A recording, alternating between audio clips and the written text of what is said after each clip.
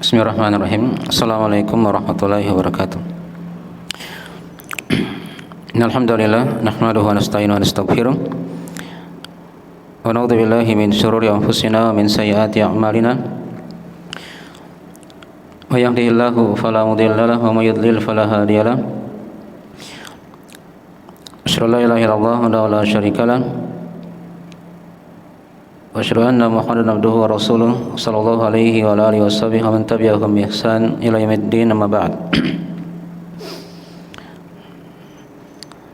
Ma'asyiral ikhwani wa akhwati fillah, azani Allah wa iyyakum rahimani wa rahimakumullah.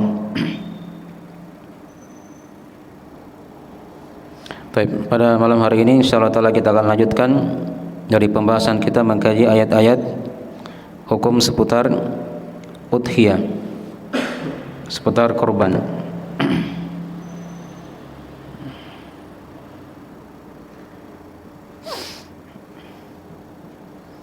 Baik.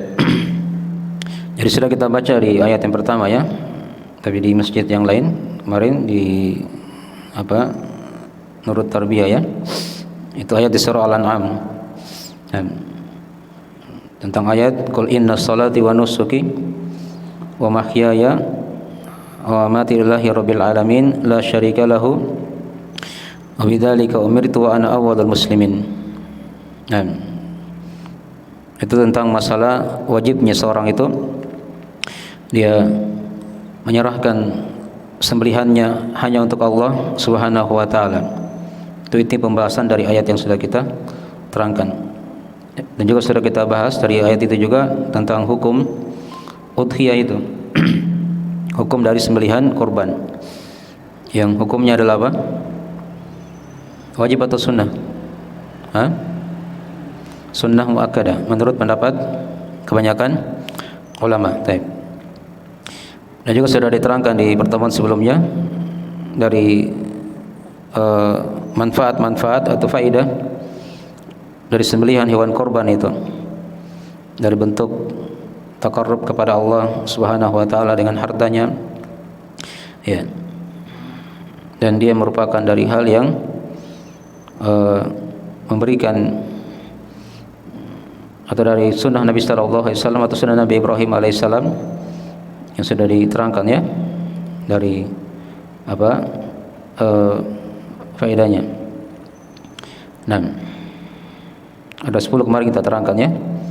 10 dari hikmah atau faedah ibadah kurban itu. Pertama kan dari bentuk penegakan ibadah kepada Allah Subhanahu wa taala. Karena dalam ibadah kurban itu terkumpul dari jenis-jenis ibadah kan. Ya. Dari ibadah hati, ketakwaannya kan, keikhlasannya, lisannya ketika dia menyembelih, dibaca bismillah. Ada ibadah anggota tubuh, dia gerakan badannya kan ketika dia sembelih. Dan juga yang paling afdalnya atau yang paling besarnya itu ibadah harta, yang sangat tampak pada ibadah korban itu.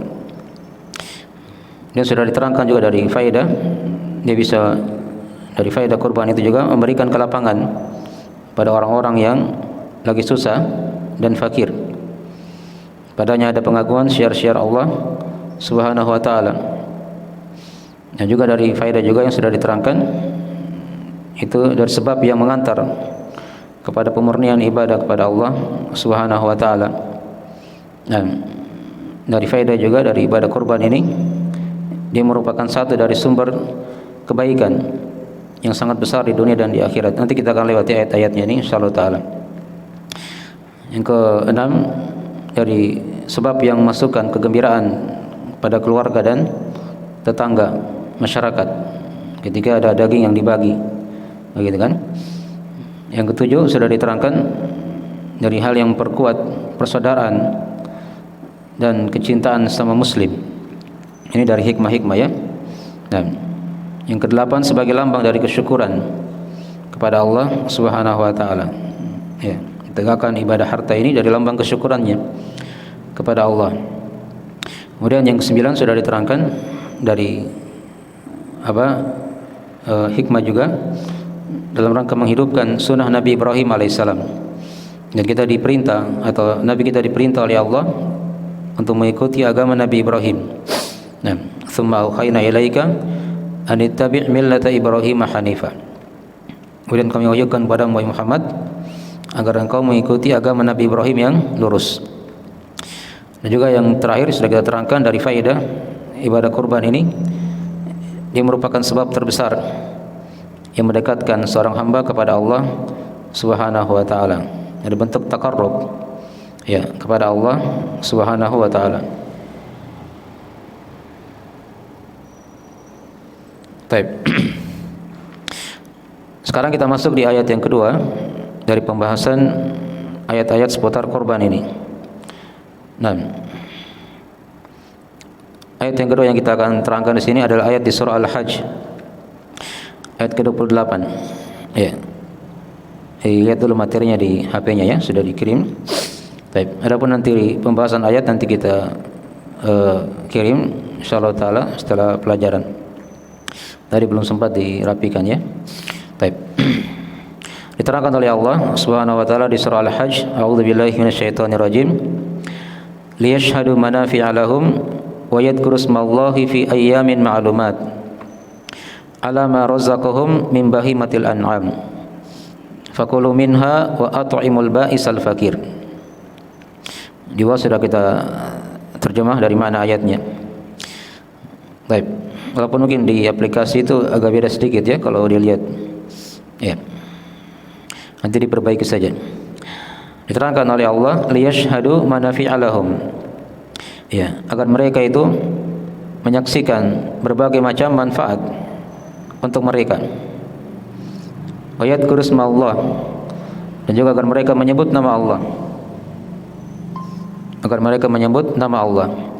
Fi ayyamin ma'lumat, pada hari-hari yang telah ditentukan, yang telah dimaklumi.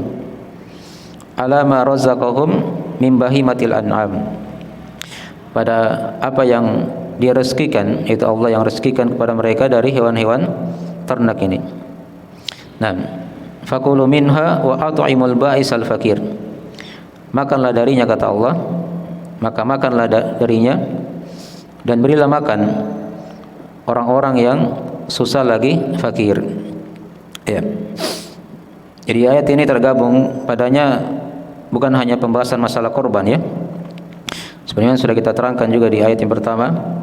Di situ ada pembahasan masalah tauhid. Ya, karena ibadah korban ini tidak bisa dipisah dengan pembahasan seputar tauhid. Ya. Baik.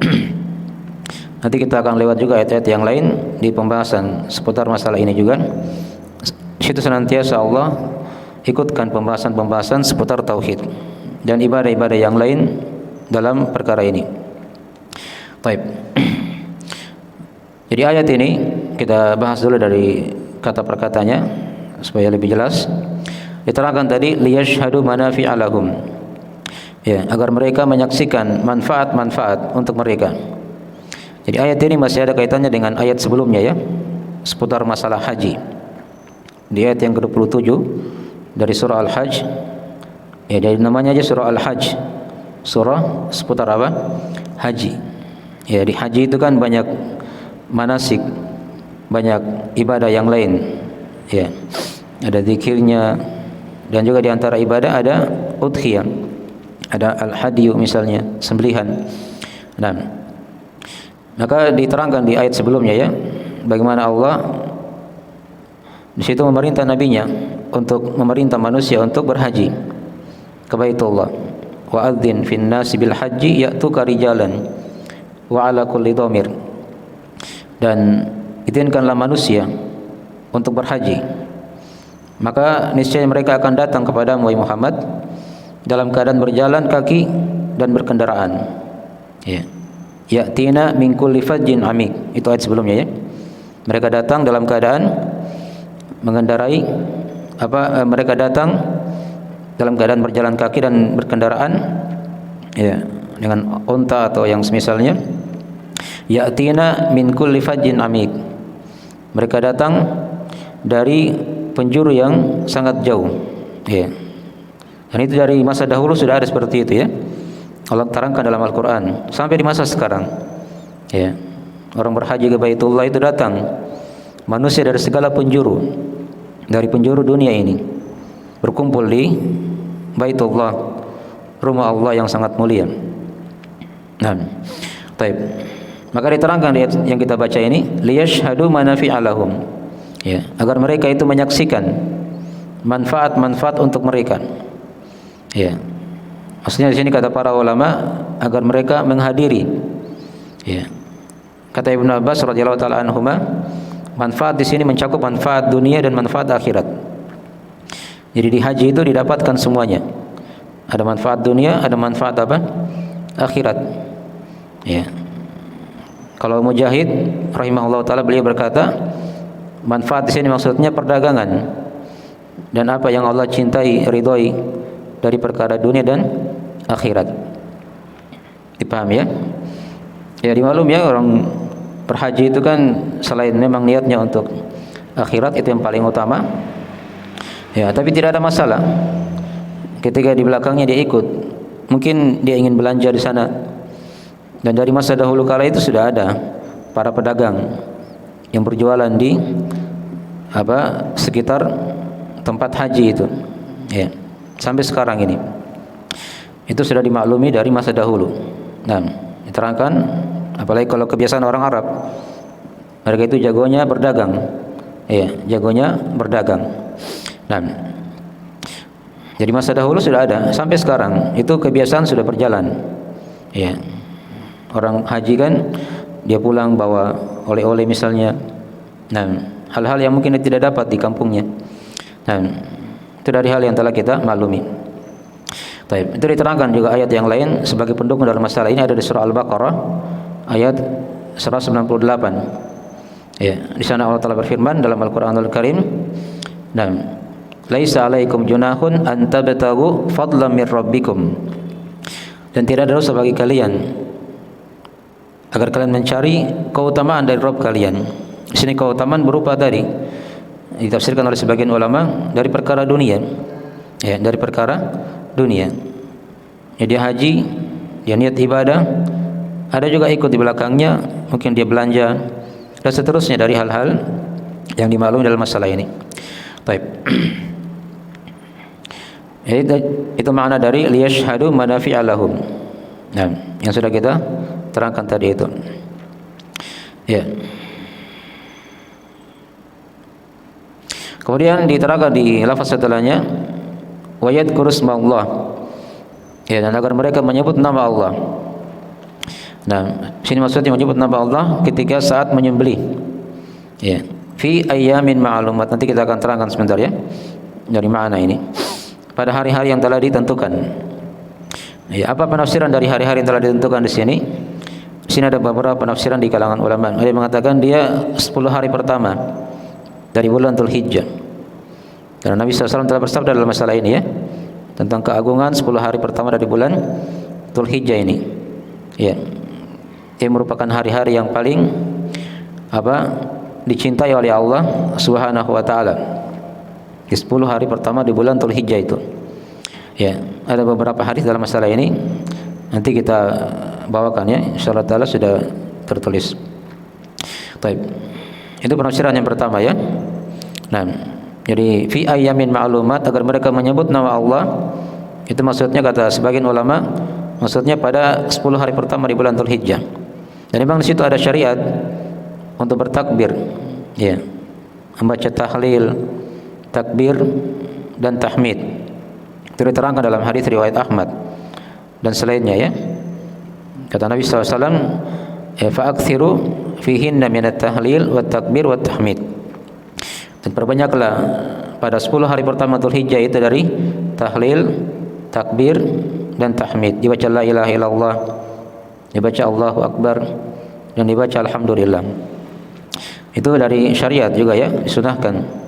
Nah, 10 hari pertama Dzulhijjah. Nanti kita akan terangkan juga insyaallah taala hukum khusus masalah itu. Jadi ini dari penafsiran yang pertama. Penafsiran yang kedua ada yang mengatakan fi ayyamin ma'lumat. Di sini maksudnya yaitu hari 10 Dzulhijjah dan 3 hari setelahnya. Jadi 4 hari ya. Pada hari-hari penyembelihan hewan korban itu kan. Tanggal 10, tanggal 11, 12 dan 13 Dzulhijjah. Ini kan hari-hari yang telah dimaklumi juga. Dia berzikir di situ, menyebut nama Allah. Masih takbir juga. Karena masih ada syariat takbir di situ sampai hari ke-13 Dzulhijjah. Dan juga ada tambahan takbir atau ada tambahan zikir lagi yang lain. Ya, dia menyebut nama Allah kalau dia menyembelih misalnya, dia punya hewan sembelihan. Disebut nama Allah ketika dia menyembelihnya. Dibaca bismillah. Terus ada makna juga wa yadhkuru Allah. Ya. Dipaham ya? Ya. Kemudian ada juga yang mengatakan di sini fi ayamin ma'lumat, maksudnya ditambah dengan hari Arafah. Ya.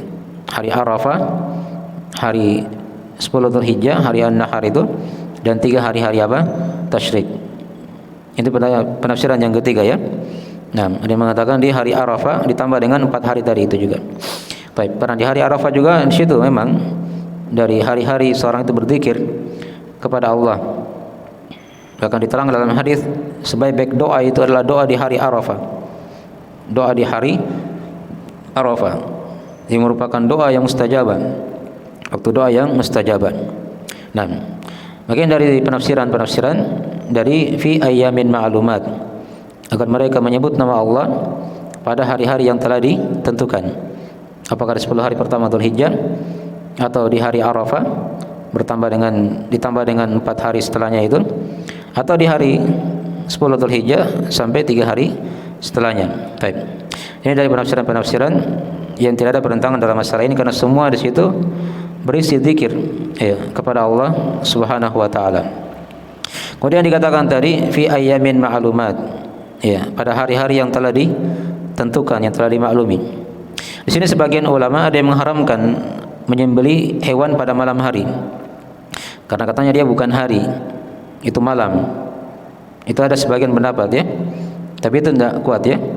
Nah, bolehnya itu apa yang kuatnya boleh disembelih hewan di malam hari sepanjang masih waktu menyembelih di situ kan, masih di setelah tanggal 10 tadi, di hari malamnya lagi tanggal 11 ya, malam tanggal 11, malam tanggal 12 dan malam tanggal 13 itu masih bisa sepanjang memang memungkinkan ketika dia sembelih, tidak ada hal yang menghalanginya misalnya karena gelap ya, bisa dia terangi misalnya, tidak ada yang luput seperti di siang hari.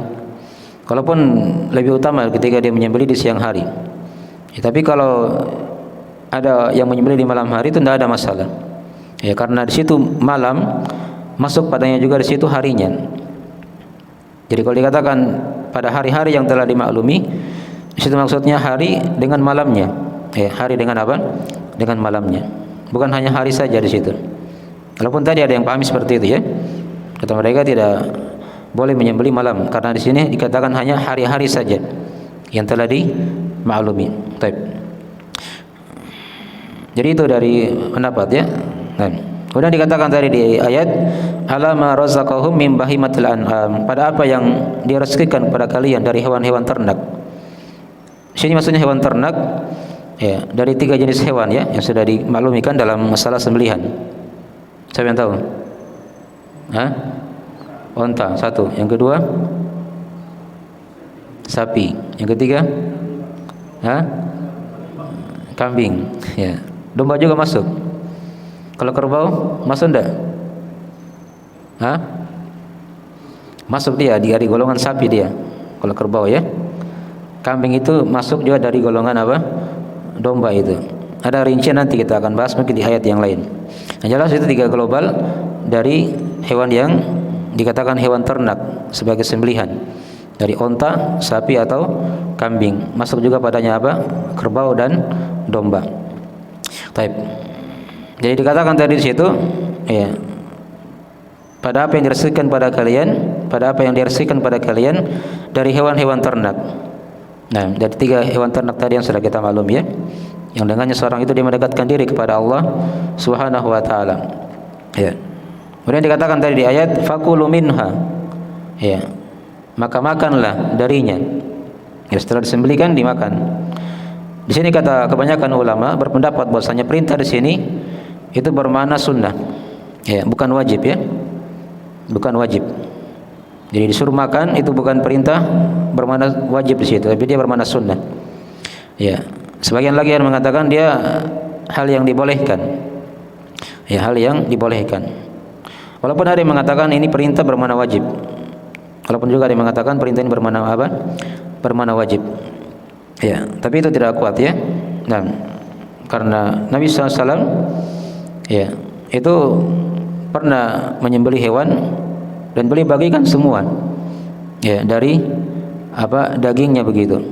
Nah, dipaham ya? Baik. Maka dikatakan tadi makanlah darinya. Ini sebagai bentuk keringanan. Ya, bagi orang-orang yang beriman. Jadi siapa yang ingin dia makan, dia makan.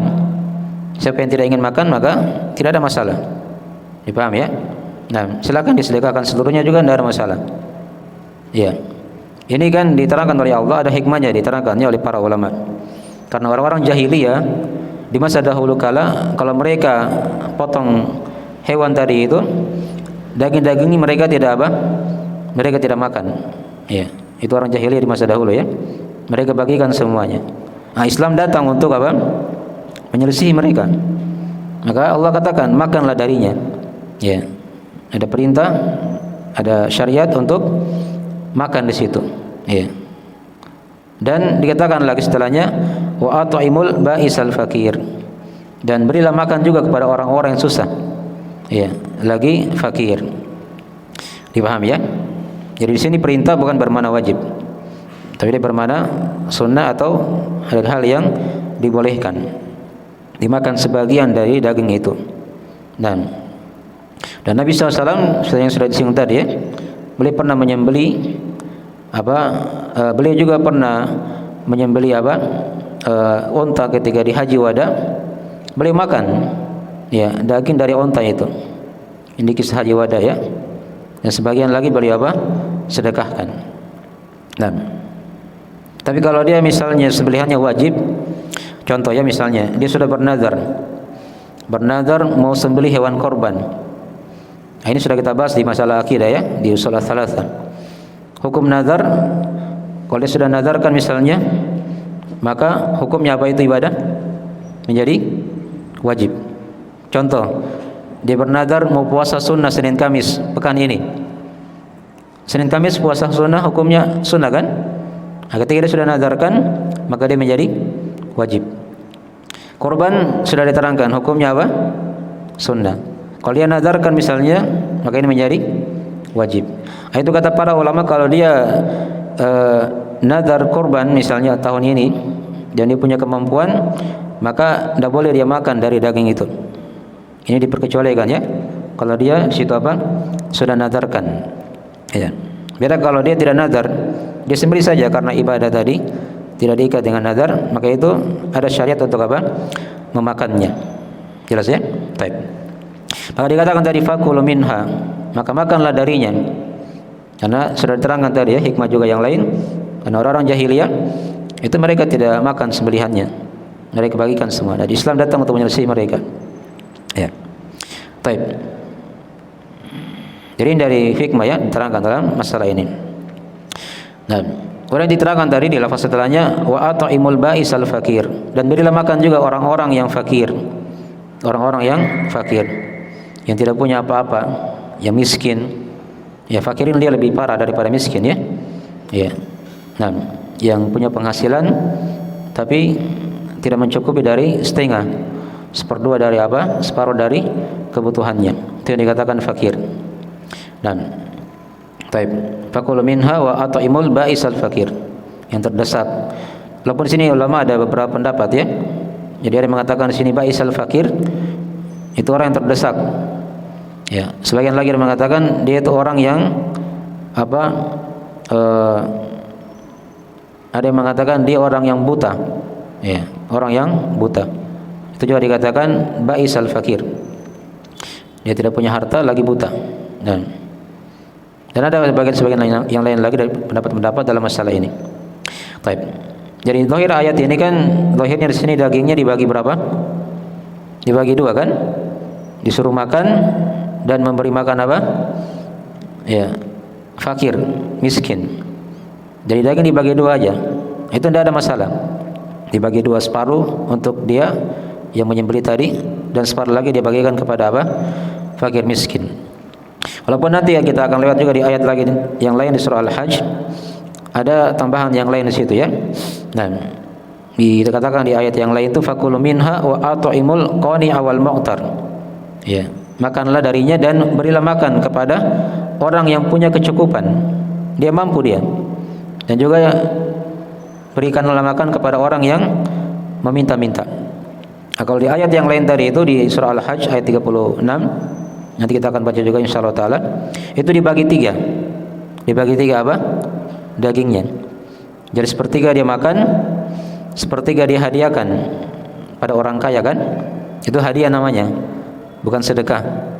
Nah, sepertiganya dia kasih apa? Orang yang miskin. Dipaham ya? Jadi itu dari arah-arah penyaluran. Nanti kita akan rinci insyaallah taala mungkin di tempatnya ya.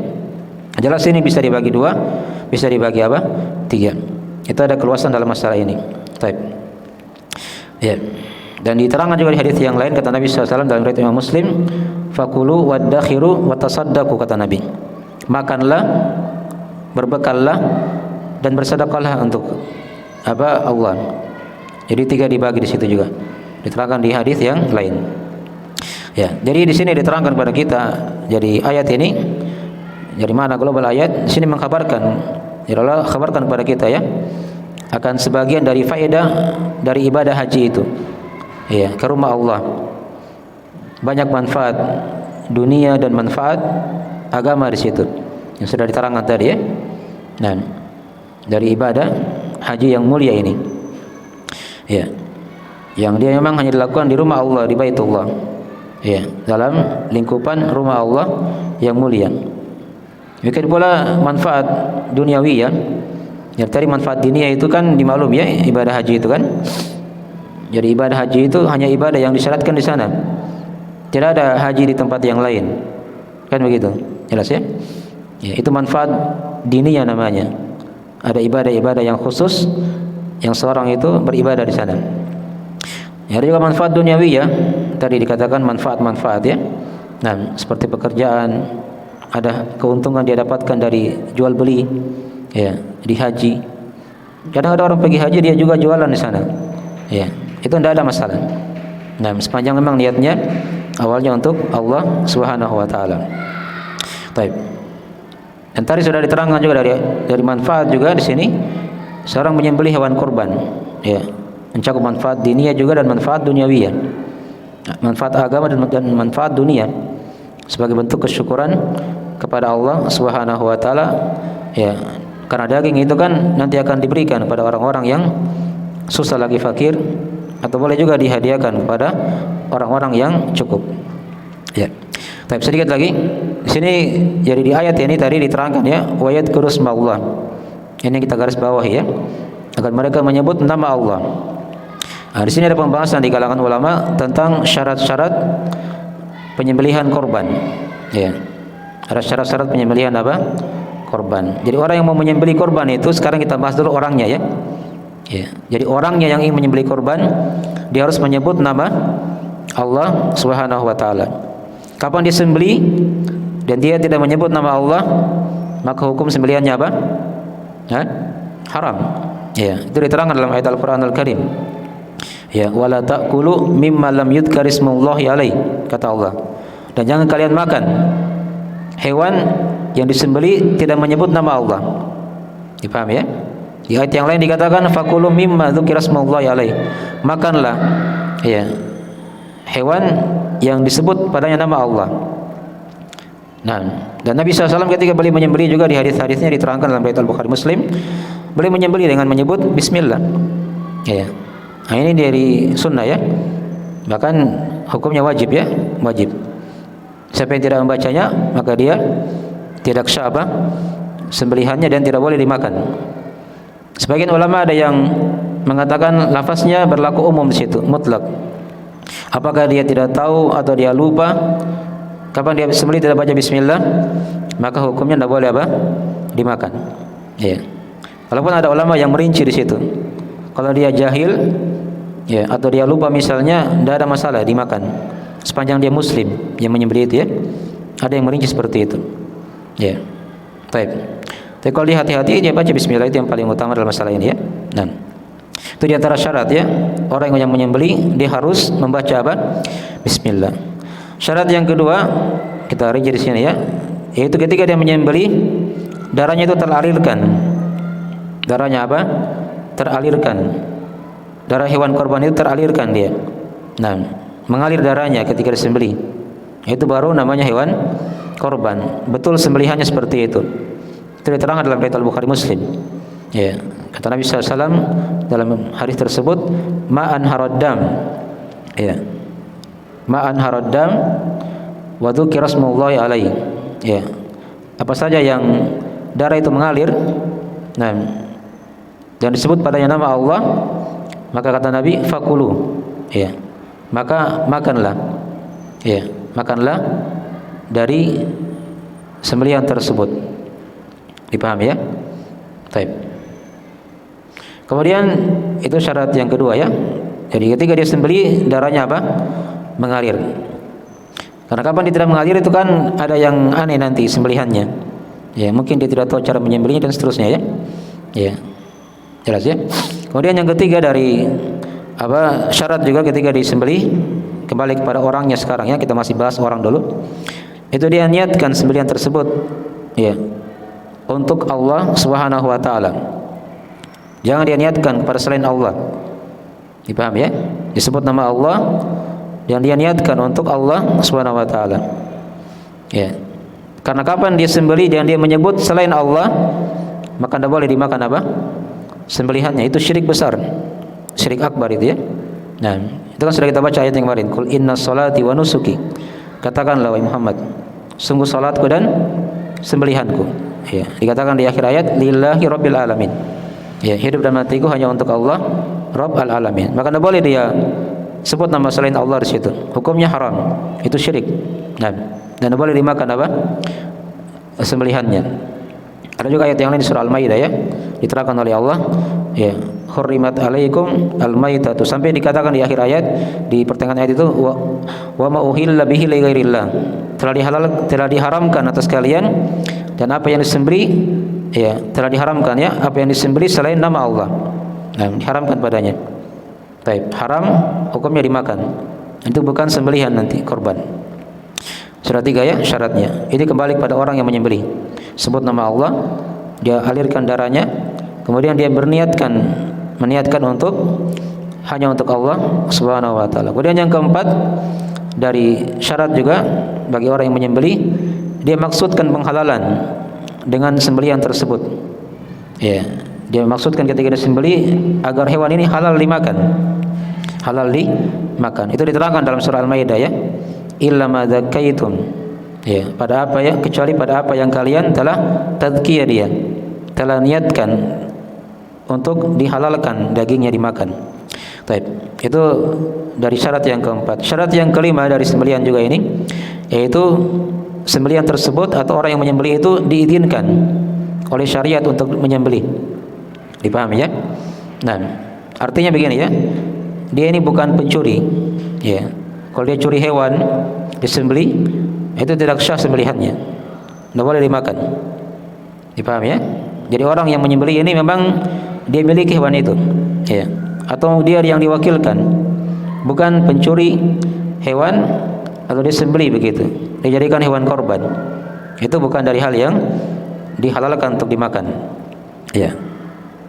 Dikatakannya di surah Al-Maidah seperti ini, ada juga ayat yang mirip seperti itu ya. Wa hurrima alaikum saydul barri ma dumtum huruman. Dan diharamkan sekalian berburu darat, hewan darat ya, sepanjang kalian masih ihram. Ya, itu ada kaitannya, hanya agak panjang kalau kita terangkan hubungannya ya. Jelas kayak tadi inti pembahasannya. Dia diizinkan oleh syariat untuk dia menyembelih, bukan pencuri. Ya. Kemudian yang keenam dari syarat juga, dia seorang muslim. Ya. Berakal dan dia mumayyiz. Sudah bisa bedakan mana yang baik, mana yang apa? Yang jelek. Ya. Kalau dia orang kafir, itu tidak halal dimakan sembelihannya ya. Kecuali ahli kitab, situ ada pembahasan di kalangan ulama ya. Dan dia orang gila, tidak boleh menyembelih dan tidak sah sembelihannya juga. Dia anak kecil yang belum bisa bedakan baik buruk, juga tidak boleh apa? Menyembelih dan tidak sah apa? Sembelihannya. Kemudian yang ketujuh dari yang terakhir dari syarat juga seorang yang menyembelih, dia gunakan pisau yang tajam atau parang yang tajam ketika menyembelih. Ini diterangkan di hadis Aisyah, ya, riwayat Muslim. Nabi SAW itu menyuruh Aisyah untuk mengasah pisaunya, lalu beliau pakai untuk menyembelih ketika itu. Baik. Lakin dari itu juga ketentuan seputar syarat-syarat orang yang menyembelih hewan korban. Baik. Ada faedah-faedah ayat mungkin nanti kita akan baca insyaallah taala di pertemuan berikutnya, ya. Jelas ini kita perhatikan 7 ini, ya. Ini syarat yang kembali kepada kepada orang yang menyembelih hewan korban. Dia sebut nama Allah, kemudian dia alirkan darahnya, dia niatkan sembelihan tersebut hanya untuk Allah, dia maksudkan penghalalannya, kemudian dia menyembelih. Orang yang menyembelih ini diizinkan oleh syariat, bukan pencuri. Yang keenam, dia muslim, berakal, dan dia mumayyiz. Yang ketujuh tadi, dia gunakan pisau atau parang yang tajam. Ada pembahasan di situ, kalau dia gunakan yang tidak tajam, yang tumpul, itu bahkan sebagian ulama ada yang mengharamkan, tidak boleh dimakan sembelihannya.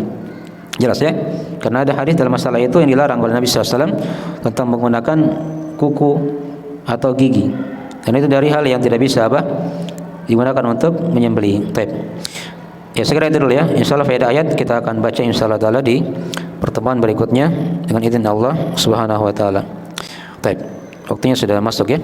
Kita akhiri. Atau ada yang tanyakan dari pelajaran?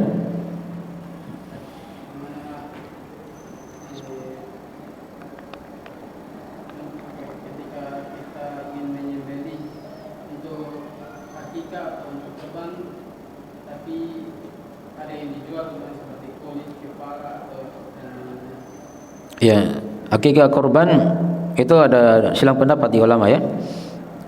Ada yang mengatakan boleh digabung, dan juga ada yang mengatakan tidak boleh digabung karena dia beda ibadahnya, ya.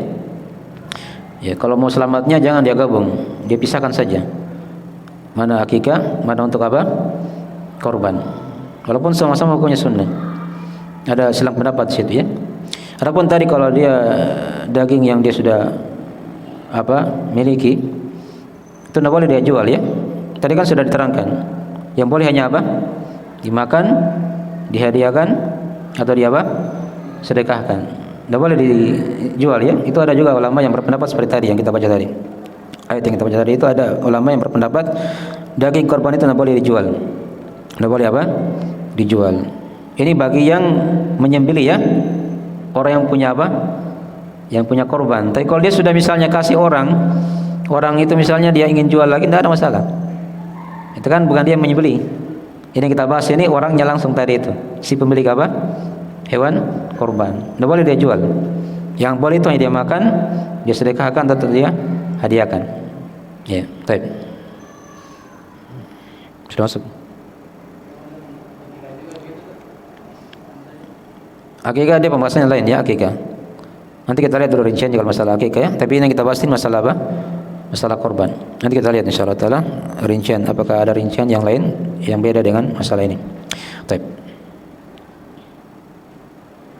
Sekarang tuh kalau kita titip kurban kepada orang itu, sekarang yang menyembelih dia bilang kepalanya sudah ambil duluan begitu, tanpa kita berikan begitu. Karena kayak isi dalamnya juga sudah pisahkan, apakah boleh begitu? Ya, dilihat dari yang tukang potongnya. Kalau memang dia tukang potong khusus yang dipanggil kan, maka tidak boleh dikasih dari hewan korban. Dikasih, digaji pakai uang atau pakai barang yang lain begitu. Tidak boleh, ya. Itu dilihat, ya, kalau dia tukang potong memang khusus untuk memotong korban. Ya. Tapi kalau dia misalnya bukan tukang potong, karena teman-teman kita misalnya kan, ya, mungkin dia jago potong, tapi dia bukan tukang potong yang digaji khusus, maka tidak ada masalah. Dikasih kepalanya, ya, atau sebagian dari itunya. Tapi dengan syarat ada izin dari pemilik korban. Jangan diambil sendiri. Itu bukan milik dia kan? Itu miliknya yang punya hewan tadi itu. Jadi tadi rinci tadi tukang potong itu, ya. Tukang potong itu misalnya apakah dia memang orang khusus yang digaji, yang dipanggil begitu, atau memang dia hanya membantu, tolong menolong. Teman misalnya kita panggil dia jago potong, itu tidak ada masalah diambil. Paham, ya? Jadi dibedakan tadi ya dua rincian itu. Nanti kita akan bahas nanti insyaallah taala juga. Tapi ini ada yang bertanya di kolom tapi sudah waktu ya. Nanti kita sambung di lain waktu. Baik, saya kira dulu dari akhir majelis kita akhiri majelisnya dan dengan doa subhanakallahumma bihamdik asyhadu an la ilaha illa anta astaghfiruka wa atubu ilaik. Wassalamualaikum warahmatullahi wabarakatuh. Hadal